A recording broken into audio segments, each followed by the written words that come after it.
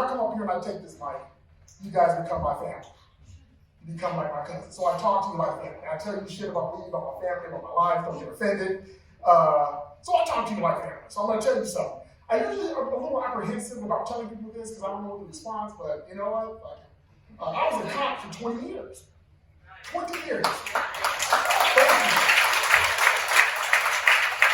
I know you're like, Debo wasn't a goddamn cop. I was like a super cop. I was a sergeant. I ran special ops units. It was my life. So that's why I've never done drugs. The areas that I worked in, there were not a lot of minorities. It was really just me. So whenever I would have to talk to someone in regards to a suspect being black, they would always be concerned about telling me that the person was black. So they would use every stereotypical description to describe this person, instead of just saying, the person's black. So I would contact them. I said, okay, sir, can you give me a description of the suspect? Yeah, officer. He's about 5'10". Okay. About 185. Looked like he was like naturally athletic. Okay. Probably had that extra muscle in his leg.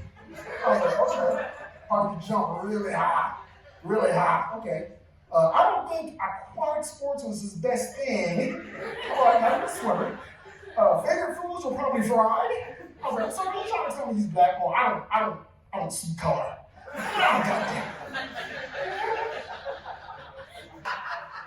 So, November 27th, 2017, my wife was diagnosed with appendix cancer.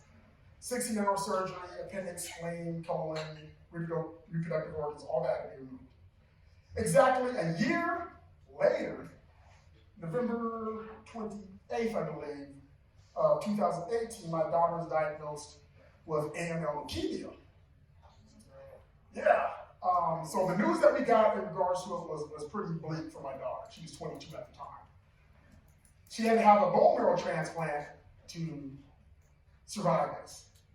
So, now that's the down part. Now let's bring this motherfucker back up, right? You guys with me, right? You ain't too far down, we're gonna come back up. So, my wife, my daughter, and myself are meeting with the transplant doctor. My wife gets up to leave. So it's my daughter and I. Now, my daughter is 22 at the time. She's like one of my best friends in the world, and she's just getting ready to graduate college. The doctor comes in, sits down, says, I got some things that I have to ask you. You want your dad to be here for this. And my daughter was like, yeah, my dad's my best friend. He can hear everything. And I was like, yeah, just let us know. So he says, okay. He started asking her, have you ever used drugs or, consuming alcohol? Very basic questions. And then he asked her, when was the last time you engaged in any sexual activity? I'm gonna let it get quiet here so you guys can soak that shit in. I'm thinking, because I'm a dumbass, my daughter had a very serious boyfriend at the time. Like I said, she was in college, and I'm thinking, my daughter has never had sex a day before in her life. I don't know, I'm not worried about this question. Immediately, my daughter responds, that was a week ago. I was like, oh my God. He then says, did you use protection? My daughter replies, no. I'm like, you dirty bitch. We are now putting seat covers on all the couches when you sit down.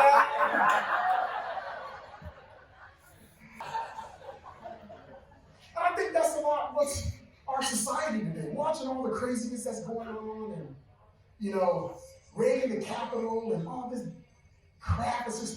We're just soft.